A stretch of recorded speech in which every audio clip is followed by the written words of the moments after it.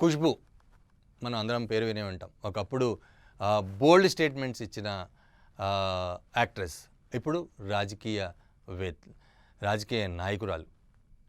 మరి ఆమె పిల్లలు ఎలా ఉన్నారు? ఆమె పిల్లలు కూడా ఆమెలానే బోల్డ్ ఉన్నారా? ఒకప్పుడు ఖుష్బూని ఓ మాట అడిగితే what do you say about the virginity అన్న స్టేట్మెంట్ అడిగినప్పుడు తను ఒక స్టేట్మెంట్ ఇచ్చింది. It is you cannot ask like that. అది ఎవరి పర్సన్ టు పర్సన్ డిపెండ్స్ అని స్టేట్మెంట్ ఇవ్వడం జరిగింది. అలాగే వేరే యాక్ట్రెసెస్ కూడా స్టేట్మెంట్స్ ఇవ్వడం జరిగింది. యు ఆర్ టాకింగ్ ఇష్యూ అనే టిష్యూ పేపర్ అన్న చాలా లైట్గా తీసుకున్న స్టేట్మెంట్స్ ఇవ్వడం జరిగింది. ఇప్పుడు మరి అలాంటి రాజకీయ నాయకురాలు, అలాంటి యాక్ట్రెస్ కూతుళ్ళు ఎలా ఉండబోతున్నారు? వారిని ఊరికే వదిలేస్తారా? ట్రోలర్స్ ఊరికే వదిలేస్తారా? వారిని రెగ్యులర్గా కాన్సన్ట్రేట్ చేయకుండా ఉంటారా?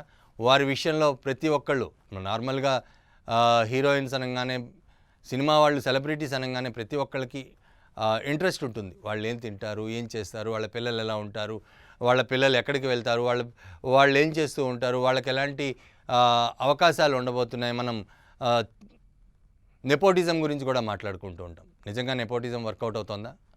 చూడాలి. ఈ విషయంలో ఖుష్బూ కూతురు ఆనందితతో మాట్లాడినప్పుడు ఆనందిత ఒక ఇంటర్వ్యూలో చెప్పడం జరిగింది. తనని చిన్నప్పటి నుండి కూడా అనేక మంది ట్రోల్ చేయడం జరిగింది.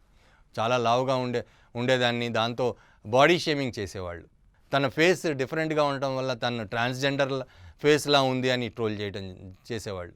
సడన్గా సన్నబడ్డాను, ఇప్పుడు నేను తను యాక్టింగ్ కూడా చేస్తోంది, మలయాళం సినిమాలో హీరోయిన్గా కూడా చేసింది, అలాగే ప్రొడ్యూస్ కూడా చేస్తోంది, తమిళ్లో ప్రొడ్యూస్ చేస్తోంది. ఇప్పటికీ కూడా ఆమెని ట్రోల్ చేయటం వదలలేదు అని కూడా ఆమె చెప్పడం జరుగుతోంది.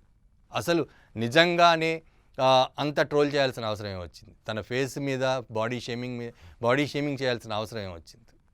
ఒక ఖుష్బూ కూతురు అయినంత మాత్రాన తనని ఈ విధంగా ఇబ్బంది పెడతారా? అయితే తను మాత్రం ఎంతో స్ట్రాంగ్గా రిప్లై ఇవ్వడం జరిగింది. మీరు ఎంతైనా ట్రోల్ చేసుకోండి, నేను ఎలా అయితే ఉన్నానో, నా పేరెంట్స్కి లేని ఇబ్బంది మీకెందుకు వచ్చిందని కూడా రివర్స్గా వాళ్ళకి ఆన్సర్ చెప్పడం జరిగింది. తను ట్రాన్స్జెండర్ని అన్నట్టు కూడా ట్రోల్ చేశారు అని కూడా తను బాధను వ్యక్తం చేసింది. అయితే తను బాధను వ్యక్తం చేయడానికి కారణం తనని అనవసరంగా ట్రోల్ చేస్తున్నారనే తప్ప, ట్రోల్ చేసుకున్నంత మాత్రాన బాధపడుతున్నాను అని మాత్రం కాదు. సన్నబడితే ఇంజక్షన్లు వాడింది, ఆపరేషన్లు చేసుకుంది, ఇవన్నీ కూడా ఇటువంటివి కామెంట్స్ చేయడం జరిగింది. ఈ కామెంట్స్ వల్ల తనకి ఇబ్బంది లేకపోయినా మిగతా వాళ్ళు కాస్త ఇబ్బంది పడ్డారని కూడా చెప్పడం జరిగింది. ఏదేమైనప్పటికీ ట్రోలర్స్ కాస్త ఆలోచించాలి. సెలబ్రిటీకి సంబంధించిన సెలబ్రిటీ కూతుళ్ళు అయినంత మాత్రాన, సెలబ్రిటీ కొడుకులైనంత మాత్రాన ట్రోల్ చేయటం ఎంతవరకు సబబు? ఈ విషయాన్ని మరోసారి ఆలోచించి ట్రోల్ చేసే ముందు ఆలోచించాల్సిందిగా కూడా ప్రతి ఒక్కళ్ళని కోరుకుంటున్నాను.